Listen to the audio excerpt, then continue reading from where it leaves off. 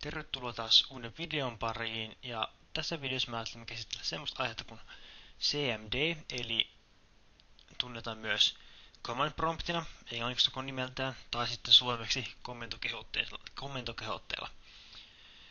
Ja minkä takia mä käytän komentokehotetta, tai yhdessä sanotaan CMDtä, on sen takia, koska mä ajattelin, että voisi olla ihan hauskaa osata vähän konsoleikin porukan. Ja sehän on Windowsin perinteinen konsoli, josta on kyllä karsittu muistaakseni viime aikoina ominaisuuksia, mutta sillä voi tehdä muutamia asioita, mitä esimerkiksi tällä graafisella liittymällä voi tehdä. Ja minultahan se löytyy tuolta, mutta tehän löydätte sen myös, jos menette tänne ja kirjoitatte vaan CMD. Suomeksi se löytää myös ihan vaan, jos kirjoittaa CMD myös, se löytyy sillä tavalla, mutta myös jos haluaa, voi kirjoittaa komentokehote, niin se todennäköisesti löytyy myös silleen. Mutta klikatkaa se vaan tuosta auki ja aloitellaan. Nyt kun te olette avannut komentokehotteen, teillä pitäisi olla jotenkin tämän kaltainen näkymä. Riippuu toki Windows-versiosta, mutta Windows 10 on ainakin tällainen. Ja kyllä minun mielestä 8.1 ja 7 on aika lailla samankaltainen myös. Ja tässähän täällä Windows-versio näkyy. Ja nyt tässä ihan ensimmäisenä, mitä mä haluaisin kiinnittää huomiota, on tämä rivi tässä. Eli se pitäisi käytännössä tarkoittaa, niin me olemme C-levyllä, Users-kansiossa, ja sieltä taas käyttäjän nimeltä Basic User kotikansiossa. Ja siellä mitä kotikansiossa yleensä on, niin siellä on käyttäjän niin sanotusti henkilökohtaiset tavarat, kuten aina dokumentit, lataukset, musiikit, kaikki tämmöistä, mitä jokaisella käyttäjällä on omat. Ja tässä kun me painetaan dir-käsky, niin se näyttää meille direktorit täältä, eli tiedostot. Ei tiedostot, vaan kansiot. Täällä toki näkyy muutamia tiedostoja, mutta pääsääntöisesti kansiot näkyy täällä. Et siellä se näkyy, että 7 failia, 50 tiedostoa, noin monta bittiä vapaana, noin monta bittiä käytetty. Ja nyt jos me haluttaisiin vaikka tonne, mikä voisi olla hyvä? Vaikka tonne dokumenttiin. Otetaan documents. Jos me haluttaisiin nyt tonne päästä, meidän pitäisi kirjoittaa cd ja documents.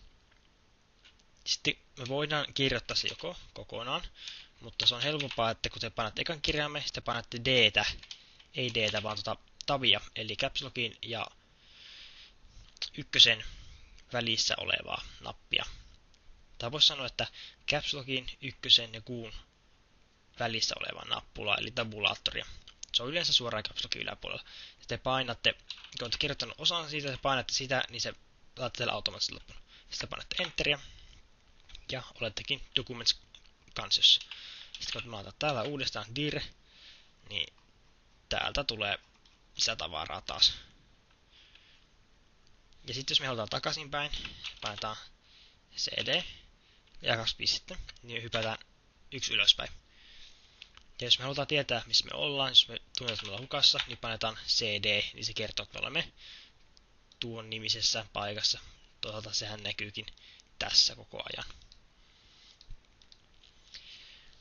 Sitten jos me halutaan vielä ylemmäs, niin painetaan cd, taas pistettä, 2 pistettä, ja päästään ylemmäs. Ja täällä jos me listataan taas, täällä näkyy julkinen. Kun ollaan nyt käyttäjissä, niin täällä näkyy jokaisen käyttäjän omat henkilökohtaiset kansiot ja julkinen. Sitten jos mennään taas ylöspäin ja painetaan dir, niin täällä näkyy taas käyttöjärjestelmän ja koko C-levyn noin kiintolevyt. Ja nyt jos me halutaan vaikka vaihtaa levyä, jos meillä olisi vaikka CD ja E-levy, jos me halutaan D-levyille, laitetaan D ja kaksospiste ja noin. Nyt se on vaihtanut levyä, painetaan dir, näytetään direktorit.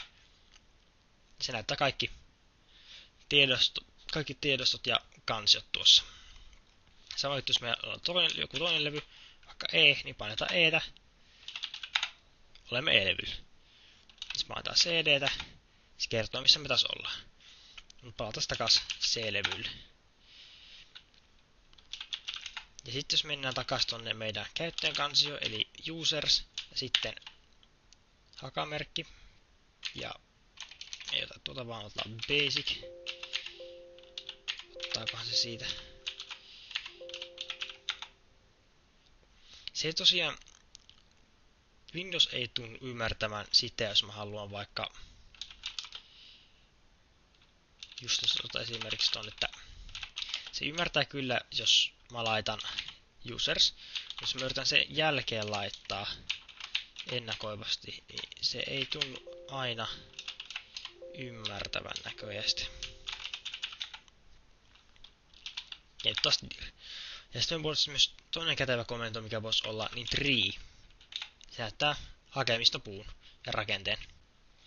Ja jos te tiedä, mitä joku kestää liian kauan teidän mielestä ja haluatte keskeyttää sen, niin painakaa Ctrl-C. Se katkaisee sen. Ja nyt tässä voisi olla moni kysyä, että no mitäs tällaisella konsolilla tekee, kun nykyään on graafinen käyttöliittymä.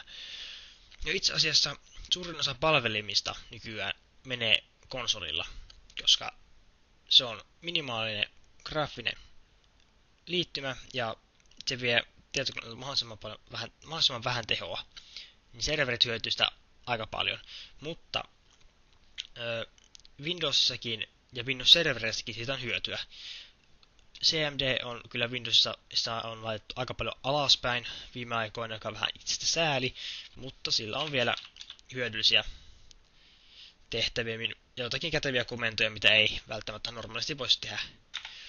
Jos nyt painetaan help, niin täällä on lista kaikista komennoista, tai ainakin suurimmasta osasta. Täältä jos me voitaisiin napata, olisi esimerkiksi tuo System Info.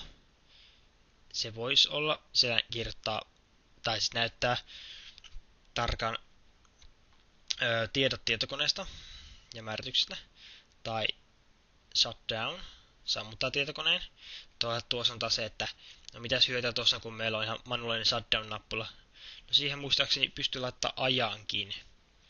Ja se, että sä voit etäsammuttaa tietokoneen myös. Ja nyt kun täällä on tää title, sets Windows start for CMDX session. Niin jos me sitä koetettaisiin laittaa, niin jos me laittaa help title, niin nyt tästä tulee ohjeet, mitä meidän pitäisi tehdä. Eli meidän pitäisi kirjoittaa title, sitten meidän pitäisi kirjoittaa vapaamuotoinen kirjainjono, mikä me halutaan tämän command promptin otsikoksi. Eli laittaa vaikka title testi. Ja nyt se muuttuu title testiksi. Sitten laitetaan title CMD-opettelua. Nyt se muuttuu CMD-opettelua. Sitten yksi kätevä myös, mikä voisi olla, on task list. Tämä on sama kuin laittaisi toi tehtävähallinta päälle. Se on aika sama asia.